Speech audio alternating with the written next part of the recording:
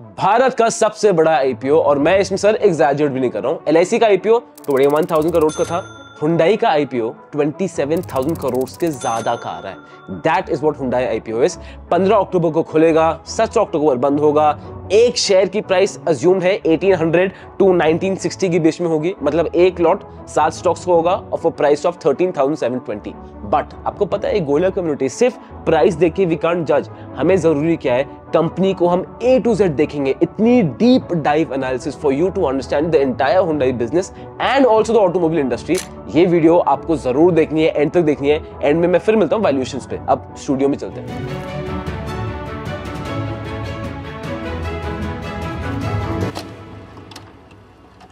अभी सिचुएशन क्या हो रही है कि हुंडई ने फाइलिंग्स की हैं टू सेबी कि हमें अपना आईपीओ लॉन्च करना है, और ये आईपीओ की वैल्यूएशन होगी ऑफ 25,000 करोड़। मैं आपको एक पर्सपेक्टिव देता हूं।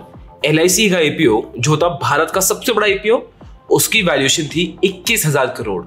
हुंडई का आईपीओ आ रहा है 25,000 करोड़। बट जो ये रिसर्च मैं आपको आज बताने वाला हूं, इससे you will be very certain कि इस कंपनी में would you want to invest in long term और नॉट। तो शुरू करते हैं about the company. Hyundai company एक गाड़ियों का मैन्युफैक्चरर है जो पैसेंजर व्हीकल्स भारत में भी बेचता है, plus parts such as engines, transmissions, उनको ये इंडिया में बनाता भी है, डोमेस्टिक यूज भी करता है और एक्सपोर्ट भी करता है। एज ऑफ नाउ इंडिया में 13 पैसेंजर व्हीकल्स हैं हुंडई की सेल में, जहां पे आपके हैचबैक्स भी होंगे, आपके एसयूवीज भी होंगे, आपके सेडान्स भी होंगे, आपके बैटरी ईवीज, इन सब टाइप की वेरिएंट्स अवेलेबल है। पहली गाड़ी जो हुंडई ने बेची थी दैट वाज इन 1998, जो थी सैंट्रो। हुंडई मोटर ग्रुप, आपको पता है, since 2005 till the first 11 months of 2024 India की कार का सबसे बड़ा एक्सपोर्टर था। And Hyundai motor group overall is the 3rd largest automotive OEM in the world. अब कंपनी के बारे में ज्यादातर हम सब जानते ही हैं। अब सीधा जाते हैं इंडस्ट्री एनालिसिस में, और यहां पे ना अब मैं सर आपको एक कहानी बताने वाला हूं कि पैसेंजर व्हीकल्स की हमारे देश में पिछले 4-5 सालों से क्या ग्रोथ की प्रोजेक्टरी रही है। अब 2019 से 2024 तक पैसेंजर व्हीकल्स में जो ग्रोथ रही है ना, रही है 5%। हाँ, सिर्फ 5%। अब सुनने में लग रहा हो कि यार ये थोड़ी कोई ग्रोथ हुई, ये तो हमारी जीडीपी से भी कम ग्रोथ है। And you are right. इसके लिए आपको समझना जरूरी है कि पैसेंजर व्हीकल की जो इंडस्ट्री है ना, वो कैसे कैसे बढ़ी है। शुरू करते हैं फ्रॉम द ईयर 2020।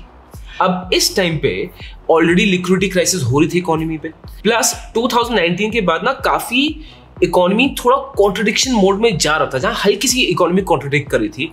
और मेन चीज तो ये थी सर, 2020 में अगर आपको याद हो, BS4 की जो इंजन्स थे वो बनना बंद हो रहे थे, और बनना क्या शुरू होने वाले थे, BS6 के इंजन्स। और ये वो टाइम भी है जब मेरे आसपास और होता है आपके आसपास भी बहुत लोगों ने गाड़ियां खरीद ली थी, महंगी महंगी गाड़ियां खरीद रहे थे। क्यों? बिकॉज महंगी महंगी गाड़ियां बहुत सस्ते में बिक रही थी, बिकॉज वो गाड़ियां थी BS4 इंजन की। एंड 2021 के बाद कौन सी गाड़ियां बिकनी थी? सिर्फ और सिर्फ BS6 इंजन की गाड़ियां। और नेल इन द कॉफिन तो सर तब था जब 2020 में COVID struck. Nobody knew how to deal with it and industry had a major hit on its revenue. फिर आया साल 2021। जो कोविड वेव थी वो तो सर ऑलरेडी चल ही रही थी। फिर आप नोटिस करोगे दैट उस टाइम पे ना मोबिलिटी बहुत ज्यादा कम हो गई थी। ऑब्वियसली ट्रांसपोर्ट बहुत ज्यादा कम हो गया था, सप्लाई चेन्स वर्ल्ड वाइड बहुत ज्यादा इंपैक्ट हो गई थी, और जो आगे जाके इस पैसेंजर व्हीकल की इंडस्ट्री को और भी जाके इफेक्ट करेगा। एंड आपको याद हो 2021 में हर गाड़ी महंगी हो गई थी सर, बिकॉज BS6 इंजन आ गया था and things were more expensive. हर गाड़ी 50,000 से 1 लाख तक तो महंगी हो ही गई थी। बट इसके बावजूद 2021 के एंड में ना देखा गया कि सेल्स पिक्ड अप। लोगों के अंदर अभी भी भूख है, इकोनॉमी में डिमांड आ रही थी, तो इट वाज गुड। बट जब 2021 एंड हुआ तो ओवरऑल पैसेंजर व्हीकल्स की सेल वाज डाउन बाय 2.2%। फिर आया साल 2022, और सर ये वो साल था जहां पे द मैजिक स्टार्टेड हैपनिंग। अब सेकेंड वेव कोविड की ऑलरेडी हिट कर रही थी। Situation was critical for automobile industry. It was even bad. Why? Because semiconductor issue था। If you remember, गाड़ियों के parts नहीं सोर्स हो पाए थे, semiconductor chips अवेलेबल नहीं थी। Automobile manufacturers could not manufacture their cars because जैसे मैंने आपको बताया था 2021 से ही सप्लाई चेन्स पे इफेक्ट आना शुरू हो गया था। इस टाइम पे if you remember, अगर किसी को गाड़ी खरीदनी थी तो सर 6 से 9 महीने की वेटिंग तो गाड़ी पे कहीं भी नहीं गई, सारी गाड़ियां आउट ऑफ स्टॉक थी। सिचुएशन इतनी अच्छी नहीं थी।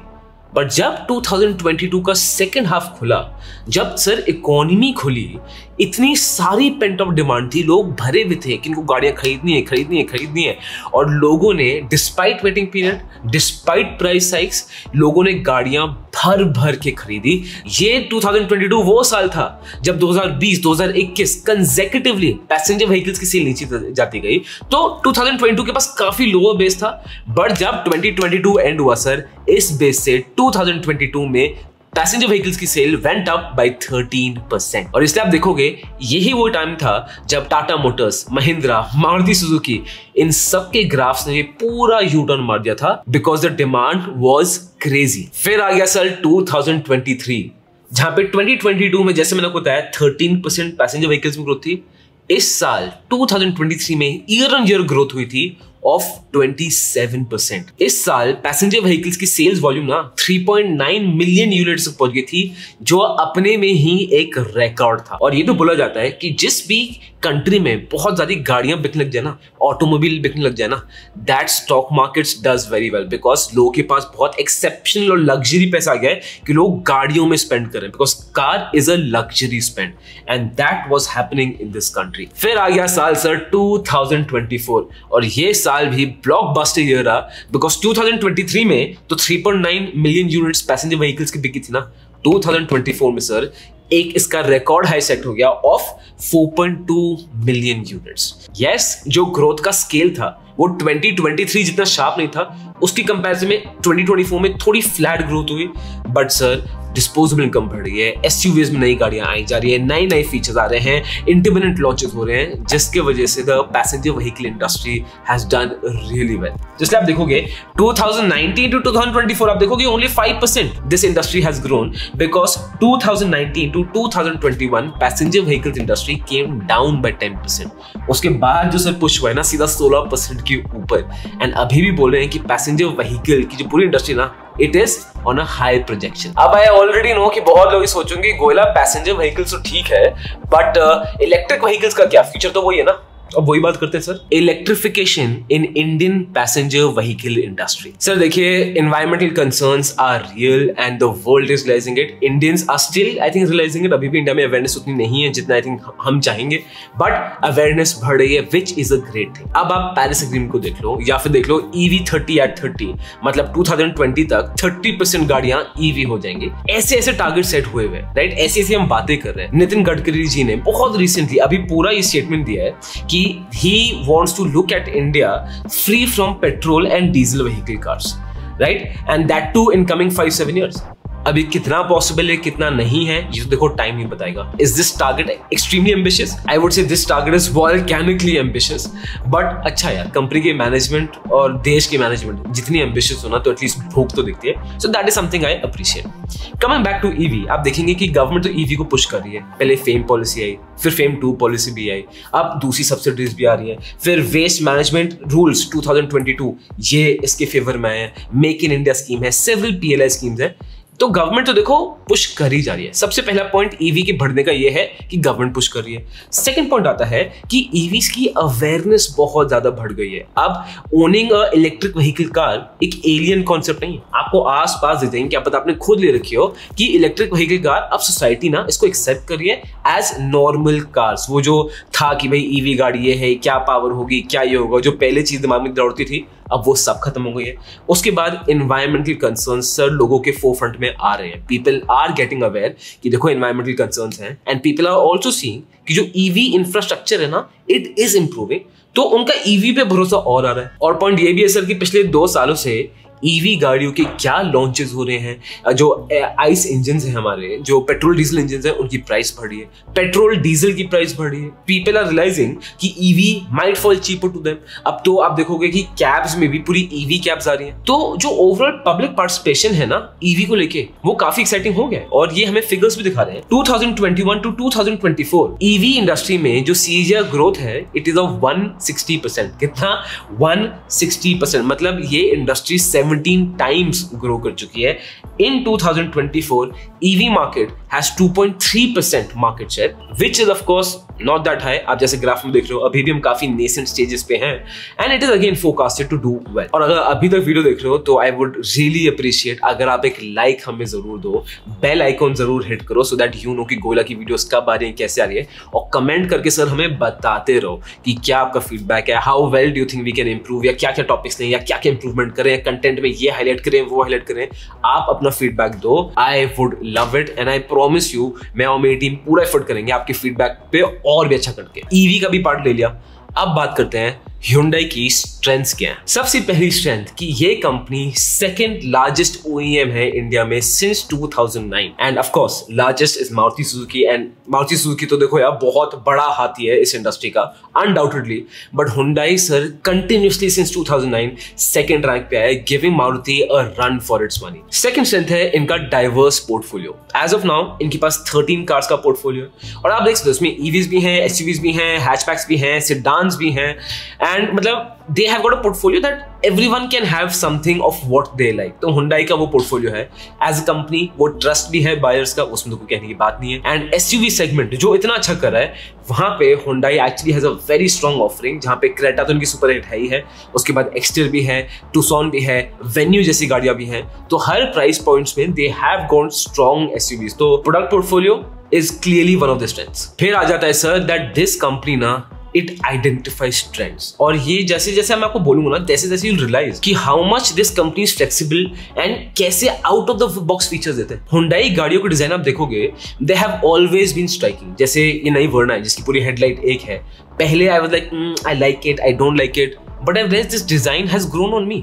जैसे क्रेटा का भी जो नया फेसलिफ्ट आया था आई वाज लाइक ठीक है शायद इतना समझ नहीं आ रहा, बट हल्के हल्के करते the designs have grown me. It shows कि देखो कंपनी की R&D स्ट्रॉन्ग है और बस लुक एट दिस कि कैसे कंपनी फर्स्ट मूवर रही है कितनी सारी चीजों में। सबसे पहले सर इनकी आई सैंट्रो, टॉल बॉय थी सर इंडिया की and it was a instant hit, absolute instant hit. उसके बाद सर 2008 में इनकी आई i20। सर 2008 में अराउंड 6-7 लाख में आपको Honda City, Ford Fiesta, Chevrolet Aveo ये सारी गाड़ियां अवेलेबल होने लग जाती थी। तो उस रेंज में ना 2008 में कोई सोच भी नहीं सकता कि मैं हैचबैक लूंगा। और अगर आप ऑटोमोबाइल इंडस्ट्री में इंटरेस्टेड रहे हो तो आपको ये भी याद होगा 2008 के टाइम शेवले ने लॉन्च की थी अपनी SRV, वो भी प्रीमियम हैचबैक थी एंड मैंने शोरूम में जाके देखी थी वो गाड़ी, आई रिमेंबर, एंड मैं 10th में था and that car was fantastic. At that time I thought कि शेवले SRV ना अंदर से एकदम रेसर कार लग रही है। The concept of premium hatchback was so cool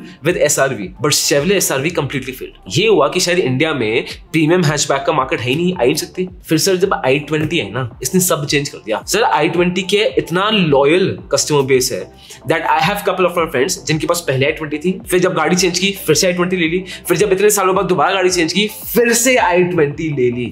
this you have to say something कि गाड़ी की लॉयल्टी भी स्ट्रॉन्ग है। जैसे आपने कहा मेरी सैंट्रो की भी मेरी अभी तक यादें बड़ी फ्रेश है। उसके बाद प्रीमियम हैचबैक का मार्केट इन्होंने खोला i20 के साथ, फिर जाके दूसरी गाड़ी आई 2015 में सर क्रेटा, इस गाड़ी ने धूम मचा दी थी। इफ यू रिमेंबर इस टाइम के पास रेनॉल्ट डस्टर सुपर हिट, वो गाड़ी was a absolute blockbuster hit, but Renault was not able to come out with new models और वो उसको कैपिटलाइज नहीं कर पाया उस चीज में। ये देख के Hyundai लाई अपनी क्रेटा, और sir Creta was the car जिसने Hyundai को SUV मार्केट में इतना मेजर पुश दिया। आज तक क्रेटा ना एक आदमी के लिए गो टू ऑप्शन बन जाता है if he wants a good reliable confident SUV। This is Hyundai and list आप आगे देख रहे हो यार अनएंडिंग है। तो ये अगेन इनकी क्लियर स्ट्रेंथ है। उसके बाद इनकी स्ट्रेंथ ये भी है कि इनका डीलर नेटवर्क तो देखो सर काफी तगड़ा है। जैसे आप देख रहे हो रूरल में भी they have continuously increase, urban में भी दे हैव कंटिन्यूसली इंक्रीज। तो ओवरऑल तो देखो 2021 to 2024 quite a healthy growth rate, right? And same चीज अगर आप सर्विस आउटलेट्स में भी देखोगे तो Hyundai is doing pretty well and I would say एक बहुत मेजर रीजन किसी इंडियन बायर के लिए Hyundai या सुजुकी में जाने का रीजन ही होता है कि इनके सर्विस नेटवर्क्स बहुत स्ट्रॉन्ग है, सर्विस आउटलेट्स भरे हुए हैं। तो वो तो देखो आपको बुक्स में भी दिखेगा ही। फिर इनकी स्ट्रेंथ है इनका सर चेन्नई प्लांट। जब इन्होंने आए थे इन्होंने चेन्नई प्लांट में इन्वेस्ट किया था and that plant was one of the largest manufacturing passenger vehicles plants at that time. I don't think it is still holding the title right now, but इस plant ने Hyundai को बहुत growth दी थी और ये plant ना मतलब Hyundai का हुकुम का इक्का तो देखो सर है। रही बात मैनेजमेंट की, या आप देखिए सर चाहे revenue for operations, profit, year on year कुछ भी आप देख लो, हर मेट्रिक में the management has done well, Hyundai company has done well. तो I don't think we can question the management. अब आ जाते हैं रिस्क पे। देखो रिस्क के बिना तो इश्क है ही नहीं, और इस कंपनी में रिस्क है। पहला रिस्क है अगर इनके रॉ मटेरियल की प्राइस बढ़ जाए, जैसे स्टील की प्राइस बढ़ जाए या इनके पार्ट्स की प्राइस बढ़ जाए, तो ड्रास्टिकली इनकी गाड़ियों की प्राइसिंग में बहुत मेजर इफेक्ट आ जाएगा। As you can see already कि इनकी total cost of material consumed is very high. One thing good कि इंडिया पे बहुत डिपेंडेंसी रखते हैं, ज्यादा इंपोर्ट पार्ट्स नहीं करे, मेजरली इंडिया से ही ले रहे हैं, which is good thing. But yes, this is a risk, and I would say this is not only a risk for Hyundai, this is a risk for any company जो passenger vehicles में, कि अगर cost of parts बढ़ जाए तो they will have to feel the brunt of it. Second ये है कि इनके लिमिटेड नंबर ऑफ सप्लायर्स हैं। कहने का तात्पर्य ये है कि कम सप्लायर से बहुत ज्यादा सामान लिया जा रहा है, इनके टॉप 10 सप्लायर से, टॉप 5 सप्लायर से। तो अगर इनसे रिलेशंस बिगड़ते हैं या कुछ प्रॉब्लम आती है, देन अगेन कंपनी को इफेक्ट आएगा। थर्ड पॉइंट आता है कि इनके owner and one of their subsidiaries are in a legal battle right now, और अगर ये लीगल इशू बहुत ज्यादा बढ़ गया और अगर इनके अगेंस्ट जजमेंट आ गया, देन हाँ Hyundai के लिए it can be a problem. चौथा रिस्क की इनका जो मैन्युफैक्चरिंग प्लांट जो मैंने आपको बताया चेन्नई, अब इनका तेल गांव में एक और प्लांट बन रहा है जो सून ऑपरेशन होगा, जो Hyundai के लिए बहुत मेजर फैक्टर एक और होगा। अगर इन प्लांट्स के मैन्युफैक्चरिंग ऑपरेशन में अगर कुछ भी इशू आ जाए, इनकेस डायरेक्टली पैसेंजर व्हीकल्स के सेगमेंट को हिट करेगा, एंड पैसेंजर व्हीकल्स के अलावा ये ज्यादा किसी और चीज में है नहीं इंडिया में, so this is again a major risk for them. फिर फिफ्थ रिस्क है इस किया कॉर्पोरेशन। आपको पता है जैसे कि क्रेटा हो या सेल्टॉस हो, किया और Hyundai की कितनी गाड़ियां अपना प्लेटफॉर्म शेयर करती हैं। हाँ, बाहर से स्ट्रक्चर वगैरह डिफरेंट बना देते हैं, बट अंदर से essentially these cars are the same, and this is a risk for Hyundai because ये उन्हीं की कंपनी है एंड उन्हीं कंपनी उन्हीं का बिजनेस कैनिबलाइज कर सकती है। सो ये रिस्क तो है। एंड छठा रिस्क बड़ा इंटरेस्टिंग है, वो किसी भी ऑटोमोबाइल कंपनी के लिए है। अगर प्रोडक्शन लाइन में गड़बड़ हो और गाड़ी में डिफेक्ट्स आ जाए, अगर गाड़ी अच्छे से नहीं चले, and this is a major issue. मतलब just imagine for a company, एक गाड़ी बनाना कितना कॉम्प्लेक्स आर्ट है। इशू तो आ सकता है, it can be very normal, but अगर किसी ने नई गाड़ी खरीदी, सपोज मैंने खरीदी, और 1-2 महीने बाद मेरी गाड़ी में इशू आने लग जाए, मुझे गाड़ी को रिटर्न पे देना पड़ जाए और मुझे गाड़ी को टो करवाना पड़ जाए सिर्फ गाड़ी 1-2 महीने बाद, सर हम इंडियंस हैं, हमारे लिए गाड़ी अगर 1-1.5 साल पुरानी होती ना, in our minds it is absolutely brand new. और अगर नई गाड़ी के साथ ऐसा हो, नई गाड़ी को रिपेयर वर्कशॉप भेजना पड़े, चाहे वो जितना भी आपको सर्विस सेंटर हेल्प कर दे, आपका वो एक्सपीरियंस इतना बिटर हो जाता है, इतना खराब हो जाता है ना, आपका पूरा मन ऊब जाता है उस गाड़ी से। And it is not a loss of money, emotionally आदमी हर्ट हो जाता है, बिकॉज एक गाड़ी खरीदना एक इमोशनल डिसीजन है, और जब एक आदमी इमोशनली हर्ट होता है ना, तो सर वो दूसरे ऑपोजिशन को हर्ट करता है। अगर किसी का गाड़ी का खरीदने का एक्सपीरियंस अच्छा नहीं गया, आफ्टर सेल सर्विस खराब गई, वो आदमी ना चिल्ला के अपने आस पड़ोस में बताता है कभी भी इस कंपनी की गाड़ी मत लेना। And again this is a risk on all the automobile players, but Hyundai में भी ये रिस्क है। जैसे आप देखोगे इनका इन जून 2024 जो Ioniq 5 गाड़ी थी, उसके 1744 यूनिट्स का रिकॉल आया। फेब 2024 में इनकी क्रेटा और वर्ना का 7698 व्हीकल्स का रिकॉल आया। अगस्त 2021 में ट्यूसॉन का 4914 कार्स का इन्होंने रिकॉल दिया। मार्च 2021 में कोना ईवी के 530 यूनिट्स का रिकॉल किया।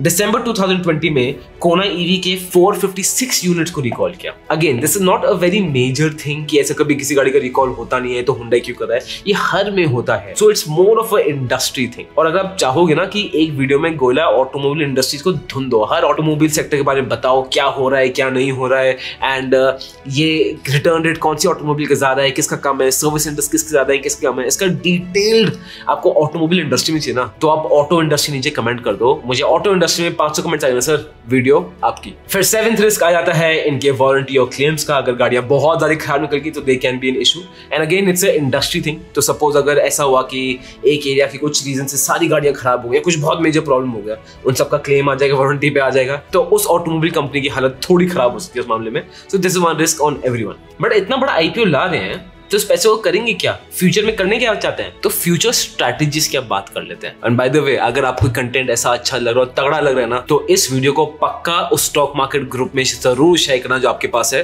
सो दैट बाकी लोगों को भी पता चल पाए, उनको भी इंफॉर्मेशन मिल पाए और आप उनकी भी हेल्प कर पाओ। और मुझे पता है आपने हमारी हेल्प तो कर ही दी है, लाइक और सब्सक्राइब दबा के। सबसे पहला पॉइंट है, they want to invest in research and development. ये अपना प्रोडक्ट पोर्टफोलियो और स्ट्रॉन्ग करना चाहते हैं और unique and first features customers के पास लाना चाहते हैं, विच जो Hyundai करता है and I am sure Hyundai इसको आगे भी करता रहेगा। And this clearly is one of the strengths also, और फ्यूचर में भी इस पे फोकस करें, इट्स गुड। फिर आता है फोकसिंग ऑन SUV मार्केट।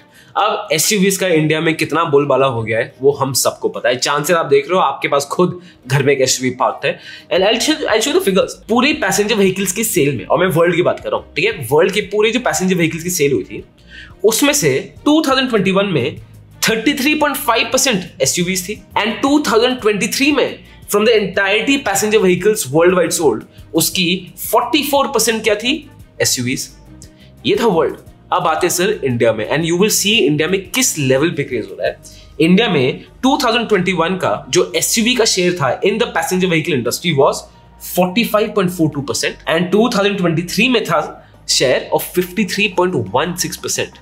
मतलब more than half of the cars, more than half of the buyers, they are buying SUVs.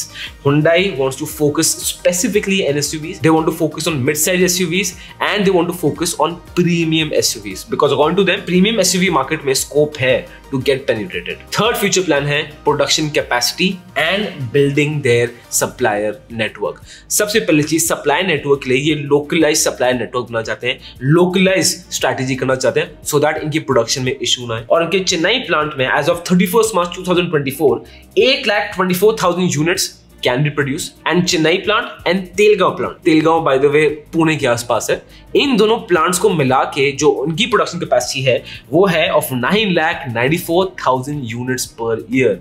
And mind you, जो तेलगांव का प्लांट है वो अभी भी पार्टली खुला है, फुल्ली नहीं खुला है, and Hyundai wants to make sure कि अपनी जो प्रोडक्शन फैसिलिटीज हैं इनकी कैपेसिटी यूटिलाइजेशन रखें above 90%। Above 90% capacity utilisation of a plant is a major thing to achieve. Next focus, they want to keep on electric vehicles. अगर आपने ये video आगे, मैं इस वीडियो को आपको एंड में जरूर बताऊंगा क्योंकि इस वीडियो में ये भी इंटरेस्टिंग पार्ट है कैसे महिंद्रा, टाटा, Hyundai ये सब एक लाइन में आ गए हैं, एंड जापानीज ऑटोमोबाइल मेकर्स जैसे टोयोटा, होंडा, सुजुकी ये एक लाइन में आए हैं। They are fighting for EV, they are fighting for hybrid cars. So Hyundai के of course they have joined Tata and Mahindra Group, तो इनके EV plans are extensive. They want to launch newer EVs, they want to launch cheap EVs, they want to launch premium EVs, and इनका एक बड़ा interesting EV launch FY25 में होता है of Creta EV.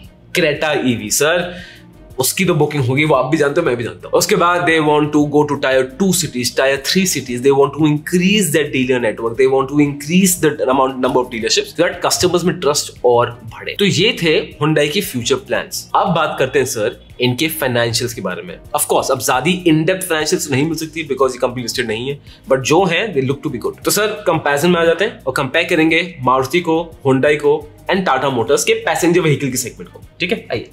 Revenue clearly Maruti का यार you can not compete on the revenue. Again I am telling you, Maruti on rough Hyundai की double गाड़ियां बेचता है on a month on average. तो you can't compare Maruti to any other car company, but still look at Hyundai numbers. ठीक है, Hyundai is 60,000 crores revenue. अगर net profit की बात करोगे, of course Maruti is 8,000 crores, Hyundai is 4,000 crores. Tata Motors का सिर्फ passenger vehicles का profit नहीं निकल पाया तो वो है नहीं यहाँ पे। मार्जिन मारुति का है 8.5%, Hyundai का margin is 9.1%, which is a fantastic thing. Tata Motors का तो is quite less. उसके बाद अगर आप दूसरे की फैक्टर्स की बात करोगे, ROCE में Hyundai is 27%, मार्केट शेयर में Hyundai is 14.6%. Yes, again, if you compare to Maruti, who has a market share of 41.3%, तो किसी और कंपनी की बात करने का फायदा ही नहीं है। बट अगर दूसरी कंपनी से आप देखोगे सर, Hyundai ना gives a tough battle. 2009 से Hyundai has been second to Maruti, and हाँ Maruti तो डबल ही करता है, but Hyundai has been a extremely strong second. इसको हिलाना बहुत ज्यादा मुश्किल हो चुका है for both Tata Motors and Mahindra & Mahindra. अब यहाँ पे गेम बड़ा इंटरेस्टिंग है, बिजनेस देखो तगड़ा है, बट एक जिसमें नेगेटिव पार्ट है, ये पूरा का पूरा IPO is offer for sale. मतलब प्रमोटर अपना स्टेक डाइल्यूट कर रहे हैं जबकि नया कैपिटल रेज नहीं कर रहे हैं। तो क्वेश्चन इसमें आता है कि इनको फिर कैपिटल रेज ही करना है, IPO लाई क्यों रहे हैं? जब बिजनेस अच्छा चल रहा है, सब कुछ बढ़िया है, तो क्यों करें? अगर फ्रेश कैपिटल भी नहीं चाहिए तो अपनी प्रॉफिटेबिलिटी क्यों कम करेंगे अपना प्रमोटर स्टेक डाइल्यूट करके? मैंने इसका आंसर काफी ढूंढने की कोशिश की, मुझे कोई इसका ढंग का आंसर एज ऑफ नाउ तो नहीं मिला है। अगर मिलेगा तो आई अपडेट यू, बट अगर आपके पास है कुछ इंटरेस्टिंग रिसर्च या उनका कुछ इसमें आंसर आया होगा मैनेजमेंट का, तो प्लीज नीचे कमेंट बॉक्स में जरूर लगाना।